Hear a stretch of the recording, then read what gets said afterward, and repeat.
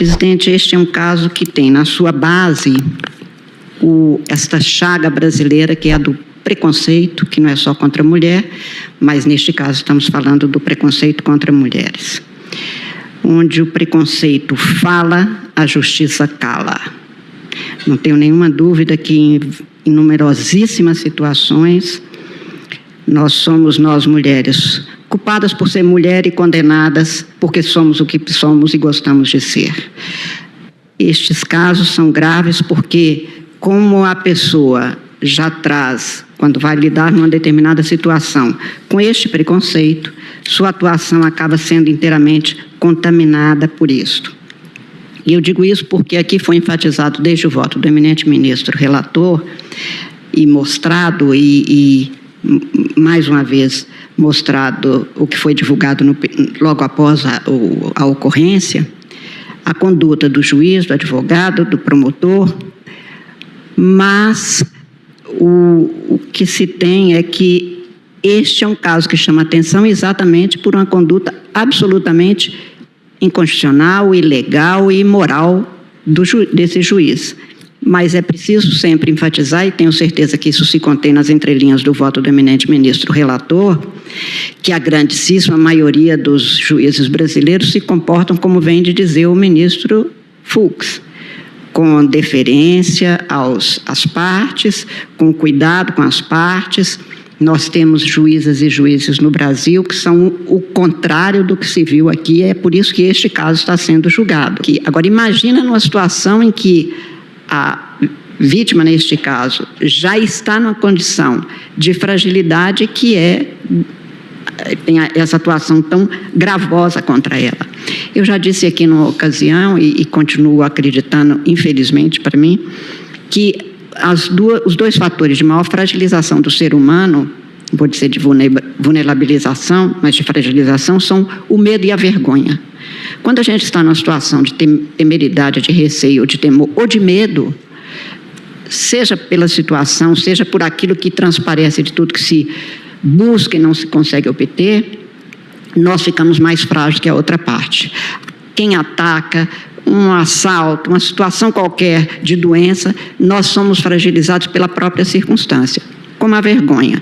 E no caso de qualquer tipo de atuação ou de comportamento de importunação sexual ou de crimes contra a dignidade sexual, a condição da mulher, embora muito diferente de quando eu fui jovem, em que a gente tinha vergonha de contar, medo de contar para o namorado, para o parceiro dentro de casa que alguém teria investido contra a gente, porque a ideia de alguém da minha geração ou dos nossos pais era perguntar: e o que você fez? A saia estava mais curta? Isto não acabou. Era para ter acabado. Eu sou uma velha senhora de mais de 70 anos, não acabou. Continua sendo assim, com suas filhas, com suas irmãs, com suas noras, com as mulheres em geral, que nos deixam em condição de, quando se falou aqui na tribuna, e também o ministro relator, o ministro Alexandre, realçou, o número de mulheres que, sofrendo estupro, não denunciam, é porque a gente tem vergonha. É porque a gente fica sem saber que comportamento adotar. É porque até para depois falar com o parceiro a gente tem medo da reação do outro. E porque eu acho que também um homem cuja esposa, cuja namorada, cuja parceira passa por isso, ele tem dificuldade de aceitar. Mais de uma vez eu já vi isso acontecer. Como é que eu conto o constrangimento de quando isso se torna público? Eu vou chegar no trabalho e alguém vai me dizer: você é o marido da fulana, que foi estuprada, que foi... Os homens ficam também, o homem parceiro, o homem da... E por isso é que muitas vezes, ministro Alexandre, a própria família desestimula. Não, olha, acaba com isso, esquece isso. A palavra normalmente é essa. Primeiro, isso não é algo que se esqueça.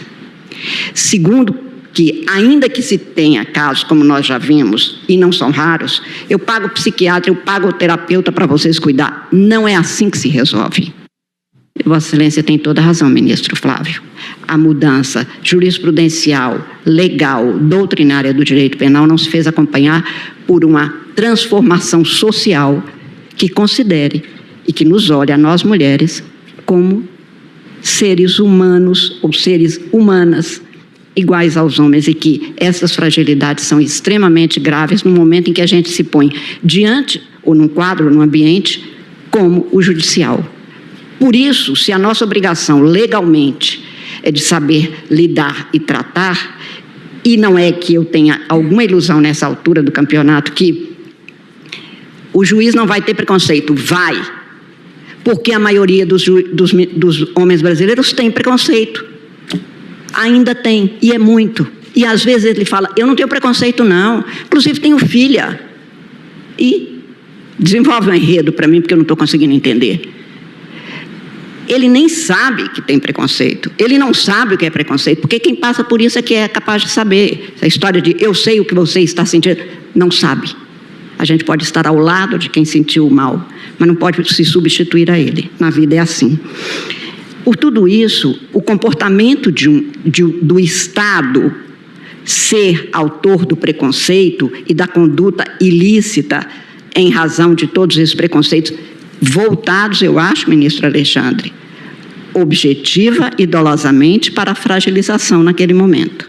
Que não foi um descontrole eventual, não foi uma palavra, foi a reiterada prática de descrédito, de desvalor, que continuava e repetia, e pare de chorar.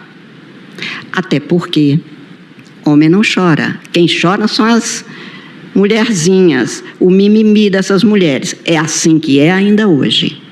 E por isso, quando a vítima naquele momento chora, há também uma desqualificação do choro. Neste momento até, eu fico com pena de quem não é capaz de chorar e de extravasar seu sentimento, porque, em geral, essa lágrima vira um cancerzinho depois. Nós, mulheres, temos o direito de chorar, e como todo ser humano teria que ter o direito de chorar. E que foi uma bobagem de achar que era forte o homem só porque não chorava, e desde criança nós vimos dentro das nossas casas, homem não chora. Mas quando a mulher chora, quando a juíza chora na audiência, isto é motivo de deboche, de brincadeira, de imputação a ela de incompetente, nem sabe, nem dá conta de fazer uma audiência. São os homens que dão. Está aí o resultado. Então, eu não tenho dúvida nenhuma que a configuração deste quadro, que eu repito, e leio isso no voto de Vossa Excelência, ministro, é excepcional. Por isso é que nós estamos digando e dizendo que nem excepcionalmente não pode acontecer. Mas, verdadeiramente, nós temos juízas e juízes da maior hombridade, do maior conforto para aquela pessoa que chega numa vara de combate à violência doméstica, numa vara de infância. Portanto, que o Brasil saiba que esta não é a regra do judiciário brasileiro, das juízas e dos juízes. Mas, neste caso, eu não tenho dúvida nenhuma que o ato foi praticado em desrespeito à dignidade da pessoa. Se falou muito aqui desde a tribuna ontem, nos memoriais, nos documentos apresentados, da vítima, mas eu quero dizer, é em descumprimento do direito da pessoa humana que ali estava sentado na condição de quem tinha sido o sujeito de todas as ofensas alegadamente praticadas, porque não se terminou ainda o processo. E por isso é que eu estou votando no sentido também do provimento, para que se retorne o processo e se refaçam, portanto, os atos processuais. Está posto, como o ministro Alexandre leu aqui, mais de uma vez, que estava se descaracterizando, porque a vítima, não tinha conseguido comprovar, porque não tinha sido clara, porque não tinha conseguido, portanto, com as suas declarações, deixar devidamente corroborada a ofensa. Fica sempre a impressão para mim, ministro Alexandre, que o que se pretendia era ou a responsabilidade solidária, vítima e réu, ou a responsabilidade dela de novo, o que é, lamentavelmente, a consequência dos preconceitos escancarados neste caso.